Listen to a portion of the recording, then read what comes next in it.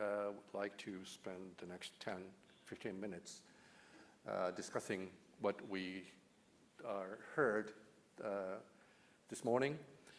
And if there are Japanese colleagues who think that what the three speakers in the first session discussed do not adequately describe the situation, I'd like to encourage those our Japanese colleagues to provide some comments, further comments, if you have any. Anybody? Yes, yes, Ban-san.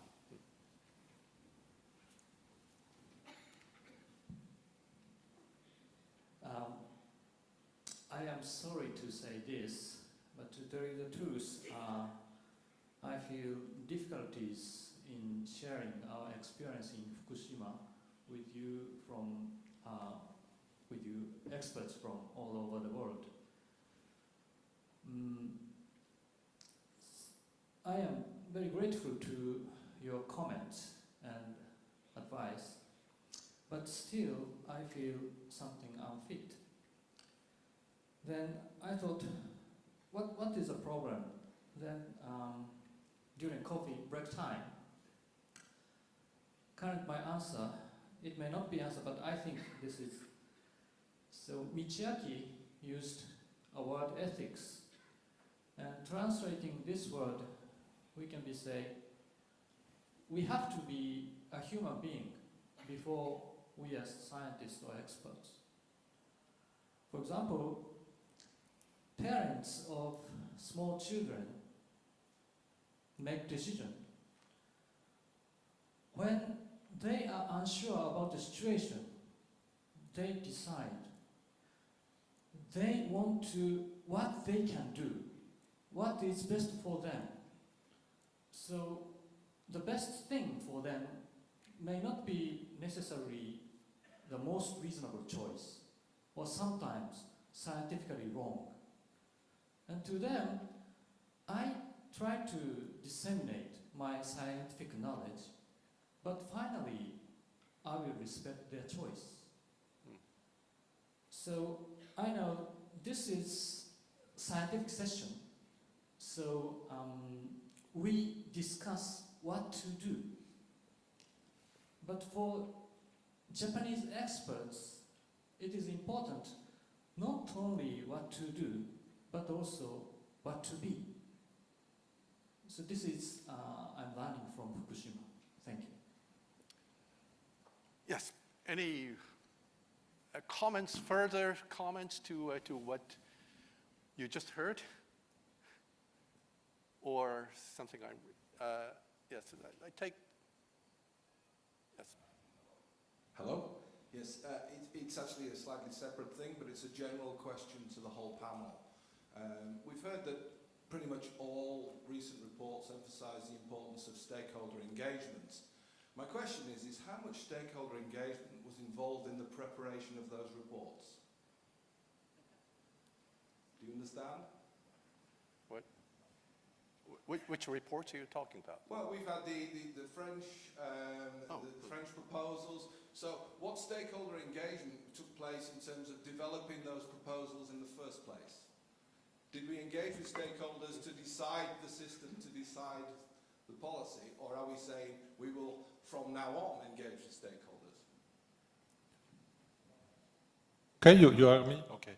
So as I told you, the CODIRPA is a committee which has been installed in 2005, and from the beginning there have been NGOs, for example, inside it, local representative, local elected people, and always this report I showed you, the green booklet, has been approved by this committee. This committee is not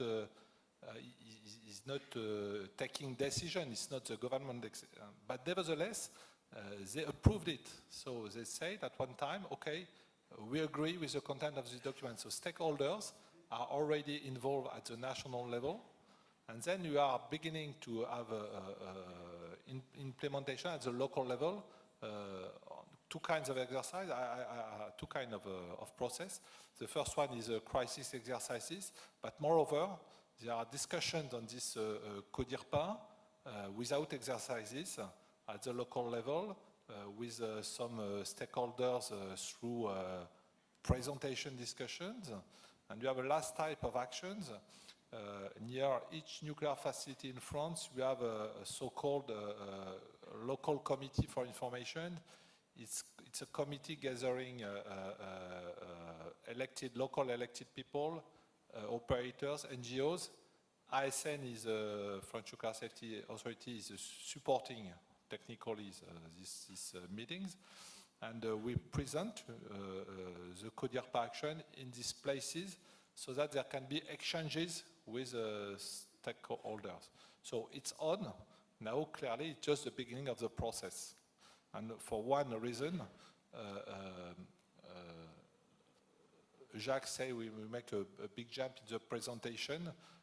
There is another big jump we made in the presentation. The first part was practical one based on experience. The second one with Anne-Lisbeth and I were let us more theoretical approach at that time. Okay, we didn't experience that situations, so we are still at the organizational practice. So we are at the very beginning of this process. But I consider that stakeholders are already involved in the process. Yes. Okay. I think my question is similar to the direction of our Japanese friend. The impression I've got from the presentations, just 3 words: facts presented that generated skepticism due to the transparency issue. The first 2 presenters presented to us some facts. Then Mr. Kai was very skeptical. Then the next presenters were talked about transparency regarding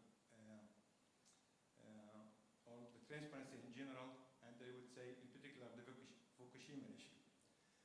The 2 first presenters tried to draw a rosy picture about the incident, that nothing really happened seriously to people, no health effects, though I wish we had some public health specialist here from Japan or physician who could have presented some human cases to people who really get affected by the incident, such as maybe radiation sickness symptoms and so forth. So is it really that rosy incident in Japan? Was it that rosy? Could we say to people, it's all right, you can go build your nuclear reactors, and if an accident happened, everything goes smooth as in Japan? Okay. So, Jack, would you like to say something? Yes. This is a very important point, and it relates directly to Mr. Ban's remark. It's extremely difficult in a scientific arena to convey the human dimension of a nuclear accident. Extremely difficult. If you look at the facts, facts are facts. And if you look at them scientifically, what Professor Ayano presented to us this morning, these are the facts of Fukushima. They are not high doses. Children don't have health problems. People don't die like flies. This is the reality, the facts. From the radiological protection point of view, doses are very low. There are people who receive higher doses, and the objective is to identify these people to try to reduce their doses. These are the facts. You like them or not, but these are the facts. The other dimension is the human dimension of the accident. You have hundreds of thousands of people where their family life has been shaped. People have divorced. Young children don't go back to visit their parents in the contaminated territories. A lot of people have lost their jobs. a lot of families with young children are really anxious about the future. Should they stay or not? Should they send their children in the schools in Fukushima, or should they leave? If you take retired people who retired in the mountains to live peaceful the end of their life, and suddenly they can't go anymore to pick mushrooms and to pick plants to send to their friends as they used to do over the last years. This is unbelievable, this dimension. But it is extremely difficult to pass that in a scientific conference like this. So I think this is where we have to try to balance the scientific facts, and we try to balance the human dimension. It's hard to say. If you want to know what is the impact of post-accident situation, after an accident, you have to visit Belarus, you have to visit Fukushima, talk to the people, and you will listen. But from the scientific point of view, I think what has been presented today is extremely relevant and important. And of course, what was not discussed is the state of the workers at the Fukushima Daiichi site. Absolutely. Yes. Yeah. Yes, please. Yes, right here. Yes, well, I agree with my Japanese colleague that the word ethics has been very much used and misused, perhaps, during this morning. And I would like to ask a question on ethics, particularly to the non-Japanese people here. I agree that because I saw with my own eyes, that the human consequences of this accident are catastrophic. But it didn't happen by chance. It happened because people in Japan, authorities and then people reading the internet, were convinced by information provided from outside Japan that doses in the order of 1 millisievert, that is the doses that we have been seeing here, are dangerous to them. This would make people afraid. And this would produce these social consequences. Now, my question would be, if we want to be ethical, why we don't convey the same information, for instance, to the government of India? And we tell them, please prevent that Indians go to Kerala, because they will receive a delta dose much bigger. Or why the French authorities do not prevent French people to go to the Massif Central? Because just moving, they will receive a bigger dose than in Japan. I mean, are we ethics keeping silent on these fundamental facts? Or are we misusing the word ethics in all this? Would you like to reply? Yeah. Yes. Sorry.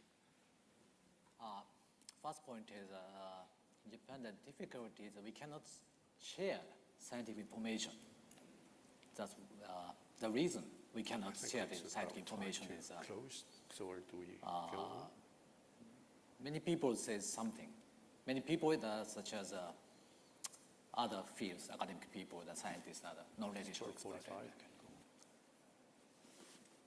Japanese people don't believe who scientist, who expert is right or not. And before the accident in Japan, regulatory side is they don't have existing exposure situation. Only public regulatory criteria is 1 millisievert. Why do you choose 1 millisievert in the accident? Usually people say we have no rule before the accident. After the accident, radiation protection expert used 120 millisievert according to ICRP recommendation. This is a ethical issue, I think. But much different maybe. I'm using the word.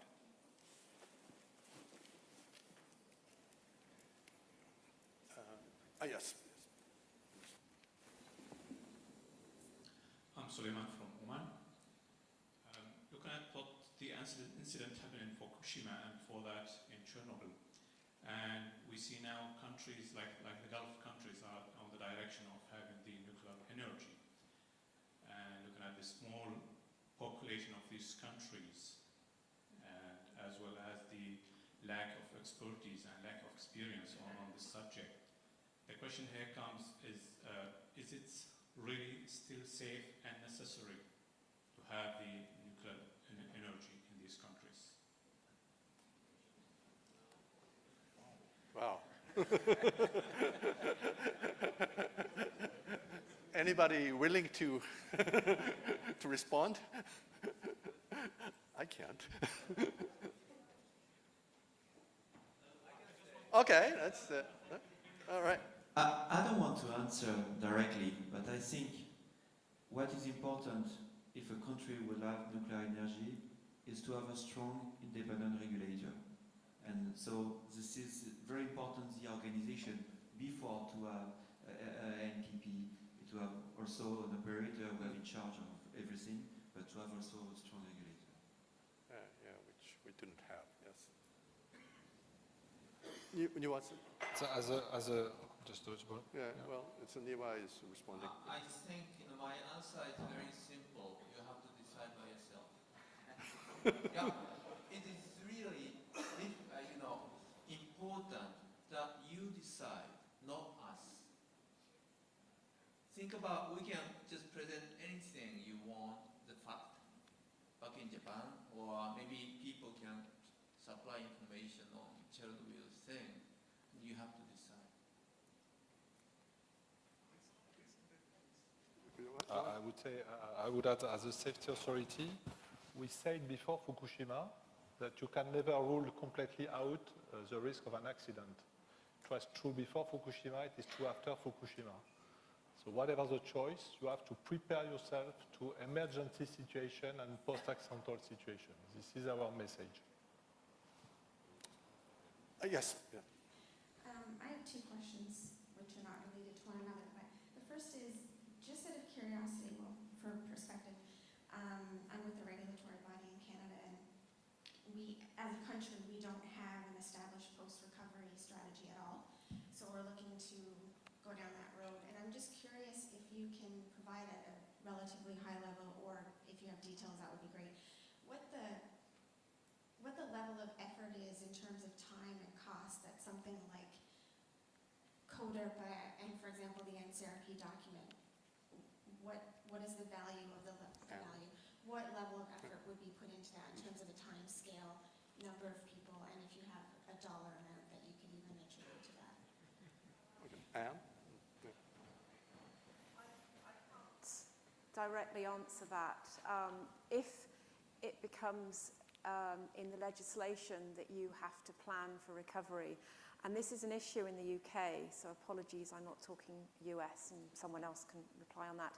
If it's in the legislation that you have to plan for recovery and test recovery, the resources will suddenly become available, and all your local authorities will do the necessary. But if it isn't in the legislation, then it's done almost part-time, and you have to get resources wherever you can, and that isn't ideal, but we've managed. So if you are going down that line, look at the regulatory structure and see whether that can force you to go ahead, and that will give you resources. But other people might want to wish to comment. You want to? Yeah. Give some comments on this. First, I want to recall that this is a process which has been applied, so we must stay very humble with it, okay? Nevertheless, we developed such pluralistic action in several fields, like, for example, waste management.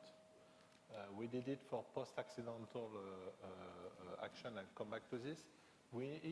Following Fukushima, we initiated such pluralistic action regarding human factor and subcontractors and things like that. And so what are the points?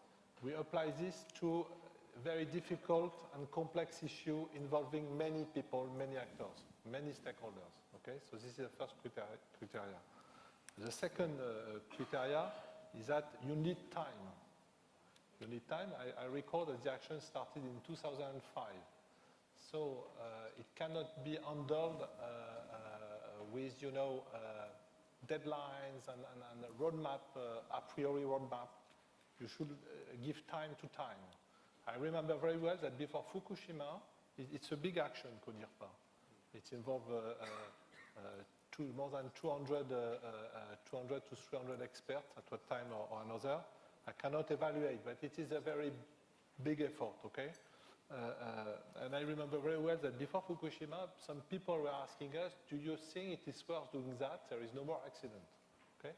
So it was seen as a massive actions, and before Fukushima, people were asking the question, is it really useful, okay? We don't have this question anymore. So a very important point is that you need to give time to people to talk to each other. When you gather experts, local elected people, we don't have experience in such technical issues, NGOs, okay? You need time so that they develop a kind of common understanding to be clear that all the people here are here to try to build something collectively. Okay, this is the second point. And the third point is that this action is prior to formalization in the laws and regulation. Laws and regulation will never provide the necessary protection. They can give a framework, they can help, but it cannot be the first step. If you start saying, I'm going to make regulations, you have the bad chance that it won't work the day we will need it.